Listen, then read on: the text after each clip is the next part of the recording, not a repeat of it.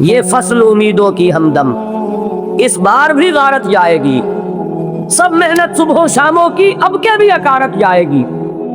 بسا اوقات بہت سی محنتوں کا نتیجہ انسان دیکھتا کہ ضائع چلا گیا، میں نے 10 سال محنت کی، حاصل کوئی نہیں نکلا۔ یہ ثمرات کیا ہیں؟ محنتوں کے ثمرات کا ضیاع۔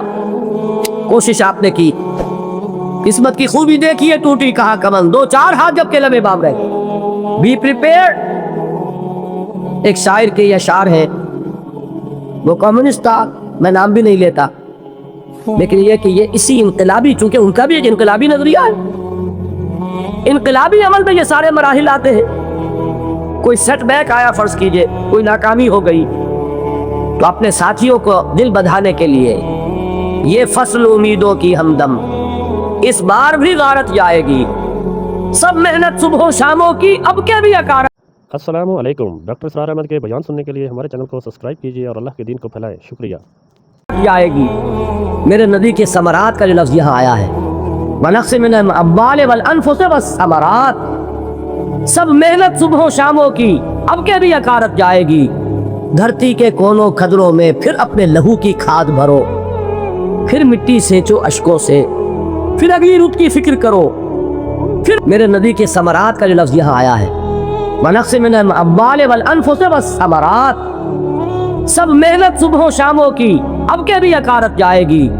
دھرتی کے کونوں کھدروں میں پھر اپنے لہو کی کھاد بھرو، پھر مٹی سینچو اشکوں سے، پھر اگلی رت کی فکر کرو۔ پھر اگلی رت کی فکر کرو، جب پھر ایک بار اجڑنا ہے، ایک فصل پکی تو بھر پایا، تب تک تو یہی کچھ کرنا ہے۔ ایک مقصد ہے سامنے، انقلاب برپا کرنا ہے۔ ایک کوشش ناکام ہو جائے کوئی پرواہ نہیں، نیکسٹ، پھر تیار رہو ناکامی کے لیے۔ ایسا نہ ہو جو انگریزی میں کہتے ہیں hope for the best but be prepared for the worst. ایسا نہ ہو کہ دوسری مرتبہ ناکام ہو کے بددل ہو جاؤ، تمہاری ہمتیں جواب دے جائیں۔ نہیں، پہلے سے تیار رہو کہ دوسری مرتبہ بھی ناکامی آئے تو آئے، لیکن جب تک کہ کامیابی حاصل نہیں ہوتی ہمیں یہ کام کیے تھے۔ دیکھیے سیرت میں آیا کہ نہیں یہ واقعہ؟ بدر میں مسلمانوں کو فتح ہوئی تو احد میں زک پہنچی کہ نہیں؟ 70 صحابہ شہید ہوئے کہ نہیں؟ اگر ان کی ہمتیں جواب دے جاتی تو گاڑی کیسے چلتی آگے؟ تو فرمایا وَلَنَبْلُوَنَّكُمْ بِشَيْءٍ مِّنَ الْخَوْفِ وَالْجُوعِ وَنَقْصٍ مِّنَ الْأَمْوَالِ وَالْأَنفُسِ وَالثَّمَرَاتِ، ہم تمہیں لازم آزمائیں گے، خوف کی کیفیت سے، فقر و فاقے کی کیفیت سے، بھوک سے، جان کے نقصان سے، مال کے نقصان سے، محنتوں کے حاصل کے ضائع ہو جانے سے۔ وَبَشِّرِ الصَّابِرِينَ، اور اے نبی بشارت دیجئے صبر کرنے والوں۔ الذین اذا اصابتہم مصیبت، وہ کہ جب ان پر کوئی تکلیف آئے، کوئی مصیبت آئے، کوئی آزمائش آئے، قالوا انا للہ و انا الیہ راجعون، وہ یہ کہیں کہ ہم اللہ ہی کے ہیں، اللہ ہی کی طرف لوٹ جانا ہے۔ یہ وہی انداز ہے جو میں نے فارسی کا شعر سنایا تھا آپ کو کہ سرے تسلیم خم ہے جو مزاج یار میں آئے، وہ ہمارا مولا ہے، ہمارا آقا ہے، اگر اسے یہی منظور ہے تو ہمیں بھی یہی منظور۔ میں نے تسلیم و رضا کی بات کی تھی نا، آپ کو کچھ شعر سنائے تھے، ایک شعر اور سنیے، اور یہ کس کا ہے؟ محمد علی جوہر کا۔ ایک مرتبہ جیل گئے، ان کی ایک بیٹی جوان بیمار ہوئی، فوت ہو گئی، باہر چھوڑا انگریز نے، جاؤ بھائی دفن کر دو بیٹی کو۔ دوسری مرتبہ جیل گئے، دوسری جوان بیٹی اسی مرض میں مبتلا ہوئی، اب یہ جیل میں ہے، خبر پہنچی کہ دوسری بیٹی کے اوپر بھی اسی مرض کا حملہ ہوا ہے۔ ایک نظم لکھی ہے جس کا آخری شعر یہ ہے، تیری صحت ہمیں منظور ہے لیکن اس کو نہیں منظور تو پھر ہم کو بھی منظور نہیں۔ یہ ہے، جب تک یہ کیفیت نہ ہو اس میدان میں آدمی ثابت قدم نہیں رہ سکتا کہ میرے رب کو اگر یہ منظور ہے تو یہی مجھے منظور ہے، اور تیری صحت ہمیں چاہیے تو ضرور، لیکن ہمارے رب کو منظور نہیں تو ہمیں بھی منظور۔ راضی برضائے رب۔ وَبَشِّرِ الصَّابِرِينَ الَّذِينَ إِذَا أَصَابَتْهُم مُّصِیبَةٌ قَالُوا إِنَّا لِلَّهِ وَإِنَّا إِلَیہِ رَاجِعُونَ، نہ شود نصیب دشمن کے شود ہلاک تیغت، سر دوستہ سلامت کے تو خنجر آزمائے۔ اولئک علیہم صلوات من ربہم ورحمہ، یہی ہے وہ لوگ جن پر ان کے رب کی طرف سے عنایتیں ہیں اور رحمتیں ہیں۔ وَأُولَئِكَ هُمُ الْمُهْتَدُونَ، اور یہی ہے وہ لوگ جو کامیاب ہونے والے ہیں۔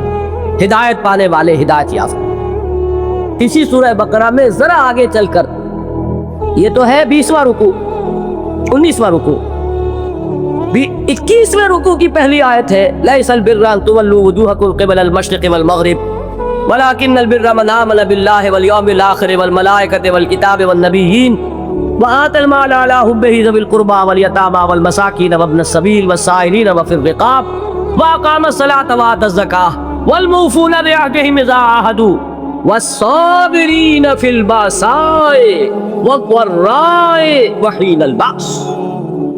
اب یہ آیت جو ہے سورۃ العصر میں جو مضامین آیت ہے سارے اس میں موجود ہیں۔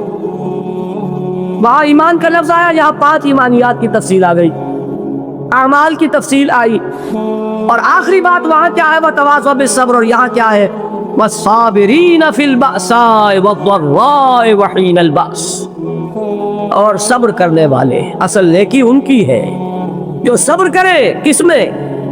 جنگ کے وقت، ذرائے، باسائے، باسا کہتے ہیں فقر اور فاقہ، واحد آئے گا باس تو اس کے معنی جنگ، اور باسا جمع میں آئے گا تو فاقہ فقر بھوک، اور ذرائے جسمانی تکلیف، ضرر جسمانی تکلیفوں میں صبر کرنے والے، فقر اور فاقے میں صبر کرنے والے، اور جنگ کے وقت صبر کرنے والے، اولئک الذین صدقوا واولئک هم المتقون، یہ ہے وہ لوگ جو صبر کرنے والے ہیں، یہ ہے جو سچے ہیں، جو اپنے دعوے میں نیکی کے اور ایمان کے ثابت ہیں، اور یہی وہ لوگ ہیں جو متقی۔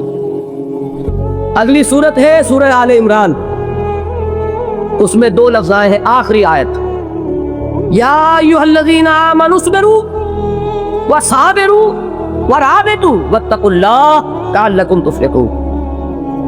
دیکھیے یہاں صبر اور صابر جو تعلق جہد اور جہاد کا ہے وہی ہے صبر اور مصابرت۔ صبر ایک طرفہ عمل ہے، آپ جھیل رہے ہیں، برداشت کر رہے ہیں، صبر علی المعصیہ، صبر علی الطاعہ، صبر علی الابتلاء، یہ سب کیا ہے؟ صبر۔ اور مصابرت کیا ہے؟ صبر کا صبر سے مقابلہ۔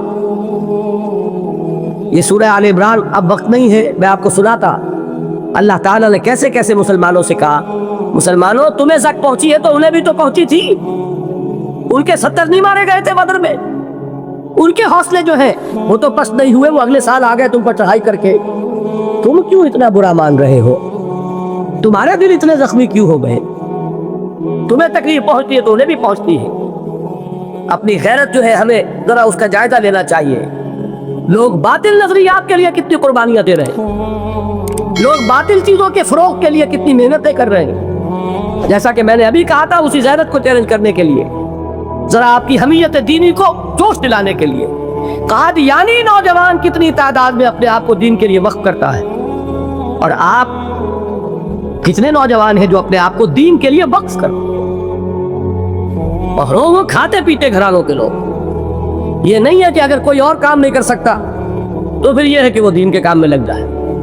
باصلاحیت لوگ، کھاتے پیتے لوگ، ذہنی استعداد رکھنے والے لوگ، اونچے گھرانوں کے لوگ، وہ وقف کریں اپنے آپ کو دین کے لیے۔ اس کے بغیر کیسے باہر آ جائے گی، کیسے رونق آ جائے گی؟ تو دنیا میں باطل نظریات والے جو ہیں، یہ بات کہی گئی ہے، مسلمانوں تم اگر توحید کے لیے لڑ رہے ہو، دیکھتے نہیں ابو جہل کو، اس نے گردن کٹوائی ہے شرک کے لیے، شرک کے لیے گردن کٹوائے، اور تم توحید کے لیے گردن کٹوانے کو تیار نہ ہو۔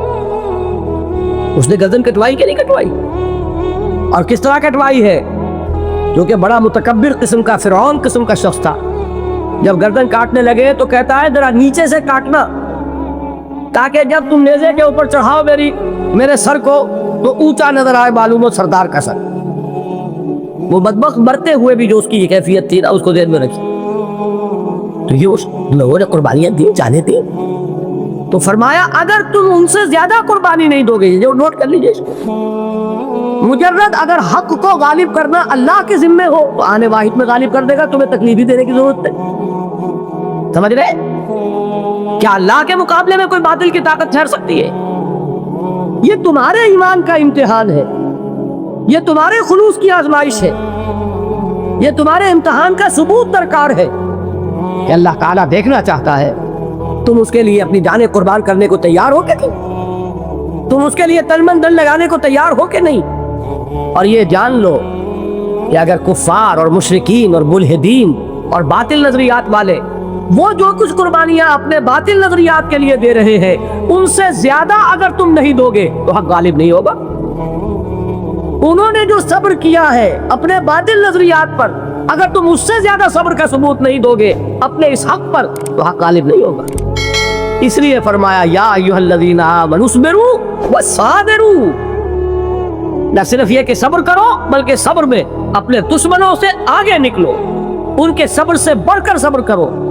ورابطوا، مرابطہ کہتے ہیں چوکس رہنا، ہوشیار، پہرا دو. ایسا نہ ہو کہ دشمن جو ہے غفلت میں تمہارے اوپر کوئی حملہ جو ہے کر بیٹھے. واتقوا اللہ.